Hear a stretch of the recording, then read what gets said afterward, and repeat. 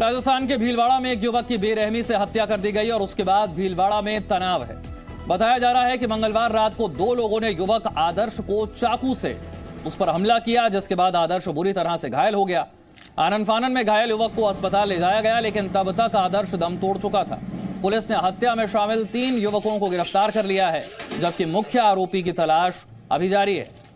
राजस्थान के भीलवाड़ा की यह घटना है, जहां पर एक युवक की बेरहमी से हत्या कर दी गई और उसी के बाद से भीलवाड़ा में तनाव बना हुआ है। मंगलवार रात की घटना बताई जाती है।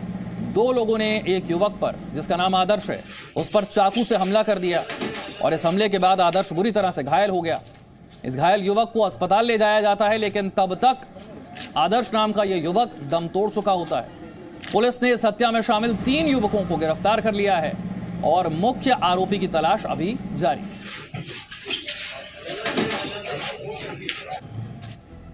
राजस्थान के भीलवाड़ा में एक बार फिर से तनावपूर्ण हालात है। जैसा कि हमने आपको बताया, एक युवक की चाकू से हत्या की गई। इसके विरोध में आज हिंदू संगठनों ने भीलवाड़ा बंद का ऐलान कर दिया। कल भीलवाड़ा के शास्त्री नगर में आदर्श तापड़िया नाम के युवक की चाकू मारकर हत्या कर दी गई। इसके बाद से इलाके में तनाव बना हुआ है। बीजेपी ने इस वारदात के लिए जिला प्रशासन को जिम्मेदार ठहराया है। बीजेपी की मांग है कि पीड़ित परिवार को 50 लाख रुपए की सहायता मिले, जल्द से जल्द दोषियों को गिरफ्तार किया जाए। बीजेपी ने आज भीलवाड़ा बंद का ऐलान भी किया हुआ। बीजेपी यहां पर जिला प्रशासन पर गंभीर आरोप लगा रही है। भीलवाड़ा में 24 घंटे के लिए इंटरनेट को भी बंद कर दिया गया है, ताकि अफवाहें या फिर गलत खबरें ना फैलें। भीलवाड़ा में युवक की हत्या के बाद तनाव है। बीजेपी और हिंदू संगठनों की तरफ से आज भीलवाड़ा बंद का ऐलान किया गया है। चाकू मारकर यहां पर आदर्श नाम के एक युवक की हत्या कर दी गई थी। 3 युवकों को अब तक इस मामले में गिरफ्तार किया जा चुका है। मुख्य आरोपी की तलाश जारी है। यहाँ इब्राहिम, टोनी और ये अदनान और मुनाफ खड़े हुए, जल्दी आइए, मेरे को मार नहीं देवे। इनके हाथ में पाइप और ये चक्कू कुछ है इनके हाथ में। तो मैंने कहा रुक 1 मिनट आया, तो मैं गया जितने तो उसके पैरों पे मतलब मारा तो मुनाफ, और इब्राहिम और टोनी ने, इब्राहिम और अदनान ने पकड़ रखा था। फिर टोनी ने मेरे सामने यूं का यूं मतलब मैं भाई के चक्कू डाल दिया था। चक्कूबाजी को पीछे कारण क्या बताया?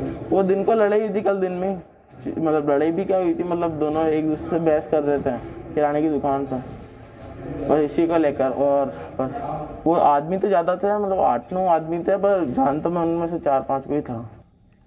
तो भीलवाड़ा में क्या हुआ, इस घटनाक्रम को एक बार फिर से आपको बता देते हैं। मंगलवार की सुबह 2 युवकों के बीच में झगड़ा होता है। दोनों युवकों के बीच बहस होती है, हाथापाई होती है। मंगलवार की रात युवक आदर्श पर चाकू से हमला कर दिया जाता है और चाकू लगने से आदर्श बुरी तरह से घायल हो जाता है। अस्पताल में घायल युवक को ले जाया जाता है, लेकिन वो दम तोड़ देता है। आदर्श नाम था इस युवक का, जिसकी मौत के बाद लोगों में काफी नाराजगी है। आरोपियों की गिरफ्तारी की मांग की जा रही है। भीलवाड़ा में इस दौरान अनिश्चितकालीन बंद की अपील की गई है। मृतक के परिवार को 50 लाख रुपए के मुआवजे की मांग भी की जा रही है।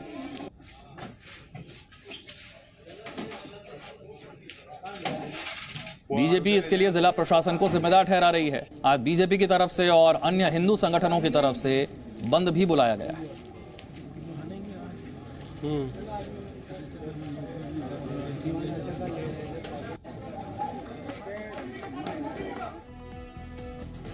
देखिए, राजस्थान के भीलवाड़ा की यह घटना है। राजस्थान अशांत क्यों है? पिछले कुछ दिनों में हम देखें तो अलग अलग हिस्सों में राजस्थान की ऐसी खबरें आई हैं। पहले करौली, फिर अलवर और अब भीलवाड़ा। राजस्थान के अलग अलग हिस्सों में इसी तरह से तनाव बना हुआ है। मुख्यमंत्री इसे विपक्ष की साजिश बताते हैं, राजस्थान को अशांत करने की कोशिश बताते हैं। बीजेपी राजस्थान की सरकार पर आरोप लगाती है कि राजस्थान की सरकार माहौल खराब होने दे रही है, कानून व्यवस्था की हालत खराब है। लेकिन मुख्यमंत्री इसके लिए विपक्ष को जिम्मेदार ठहराते हैं और कहते हैं कि ये विपक्ष की साजिश है। आपने पहले देखा इस तरह की घटनाएं करौली में हुई, अलवर में हुई और अब भीलवाड़ा में इसी तरह से तनाव है। मनवीर हमारे साथ और जानकारी के साथ जुड़ गए। मनवीर, 3 युवक गिरफ्तार हुए हैं, मुख्य आरोपी की तलाश अब भी जारी है।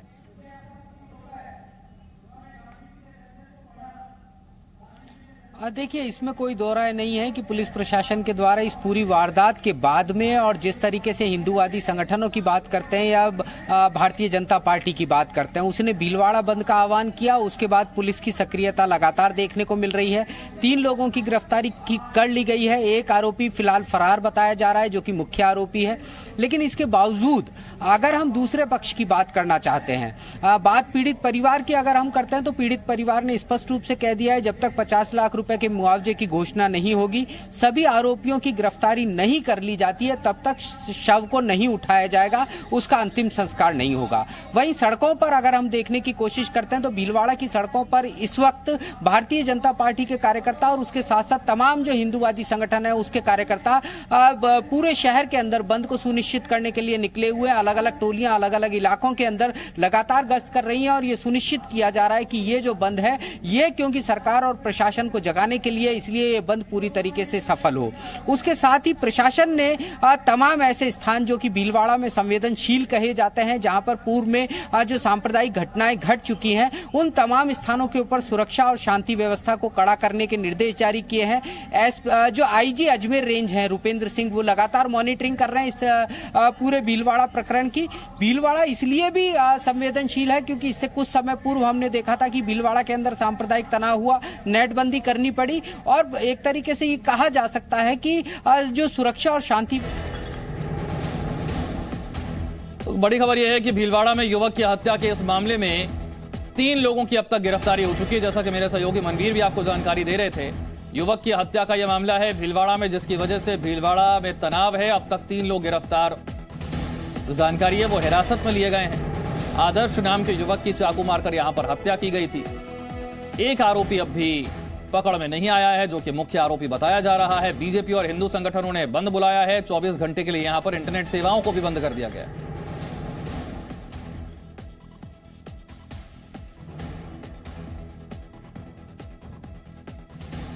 बीती रात कुछ युवकों के बीच आपसी झड़प हुई और उस झड़प के दौरान एक युवक के पास पॉकेट में चाकू था। उस चाकू को निकाल करके चाकूबाजी की घटना हुई है, जिसमें एक व्यक्ति की मौत हो गई है और जो अभियुक्त हैं उनको राउंड अप कर लिया गया है, अरेस्ट कर लिया गया है। कितने? 3 अभियुक्तों को अरेस्ट किया गया और बाकी इन्वेस्टिगेशन जारी है।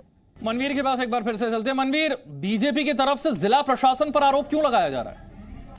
देखिए विशाल, इस बारे में एक गजलगो की चंद पंक्तियां अचानक से याद आ जाती हैं कि उसके बस्ते में जो रखी मैंने मजहब की किताब, वो बोला अब्बा मेरी कॉपियां जल जाएंगी, और आग बाबर की लगाओ या लगाओ राम की, लग गई तो आयते चौपाइयां जल जाएंगी।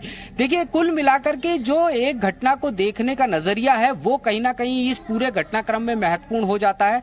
पुलिस और प्रशासन से ये अपेक्षा की जा रही है कि वो ये जो आपराधिक घटना वहां पर हुई है इसमें अपना नजरिया बदले और जो तमाम आरोपी, क्योंकि इसमें अल्पसंख्यक समुदाय के हैं, मुस्लिम समुदाय के हैं, इसलिए उनकी जल्द से जल्द गिरफ्तारी हो। भारतीय जनता पार्टी को यह मौका इसलिए भी मिल रहा है स्थानीय सरकार पर और प्रशासन पर आरोप लगाने का, क्योंकि जिस तरीके की घटना करौली में होती है, करौली के बाद जोधपुर में होती है, अजमेर के नसीराबाद में सांप्रदायिक तनाव की स्थिति पैदा होती है, तमाम स्थानों के ऊपर जिस तरह से इनपुट मिला पहले से ये बताया जा रहा है, जिस तरीके से भीलवाड़ा के जो तमाम भारतीय जनता पार्टी के नेता हैं वो भी इस बात को कह रहे हैं कि हमने स्थानीय पुलिस को और प्रशासन को इस बात के लिए आगाह किया था कि इससे पूर्व जो सांप्रदायिक तनाव भीलवाड़ा में हुआ था उसकी प्रतिक्रिया में कुछ और बड़ी वारदातें भीलवाड़ा में हो सकती हैं, पुलिस प्रशासन को सजग रहना होगा। लेकिन बावजूद इसके एक युवक के साथ में मारपीट होती है, वो घटना जो है वो बढ़ती हुई इस स्वरूप में पहुंचती है कि एक युवक की हत्या कर दी जाती है। तो जाहिर तौर पर कहीं ना कहीं भारतीय जनता पार्टी को हमलावर होने का मौका मिल रहा है और वो लगातार स्थानीय प्रशासन को, पुलिस को और राजस्थान सरकार को निशाने पर ले रही है। हालात सबके सामने हैं, जिस तरीके की घटना हुई है। अब पुलिस और प्रशासन के ऊपर यह निर्भर करता है कि भीलवाड़ा के तमाम लोगों को वो किस तरीके से आश्वस्त करते हैं कि ये जो पुलिस की कार्रवाई होगी, जिला प्रशासन की कार्रवाई होगी, वो निष्पक्ष होगी और अपराध करने वाले या इस तरह की आपराधिक वारदात को अंजाम देने वाले किसी भी व्यक्ति को बख्शा नहीं जाएगा। कुल मिलाकर के अगर प्राथमिक रूप से पुलिस और प्रशासन कहीं सतर्क होते तो शायद आज भीलवाड़ा शांत होता, इस तरह का सांप्रदायिक तनाव देखने को नहीं मिलता। जी, क्या इंटरनेट सेवा बंद करनी पड़े, हालात इतने खराब हुए हैं?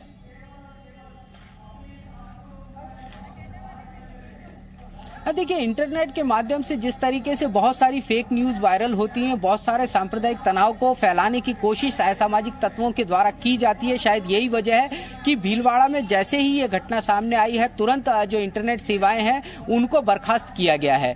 लेकिन हाँ, इतना जरूर है कि इंटरनेट का एक सकारात्मक उपयोग भी हो सकता था। पुलिस प्रशासन भी शांति की अपील इंटरनेट के माध्यम से कर सकती थी, और तमाम जो इसके दूसरे पहलू हैं वो भी इस पूरी घटना में हम ये कह सकते हैं कि नजरअंदाज किए गए हैं। लेकिन प्राथमिक रूप से हम कह सकते हैं कि सांप्रदायिक तनाव को फैलने से रोकने के लिए शायद सरकार को और स्थानीय प्रशासन को ये ज्यादा सहूलियतपूर्ण लगा कि इंटरनेट सेवाओं को फिलहाल बर्खास्त रखा जाए। Presenting B News app available on Google Play and App Store. Download it now.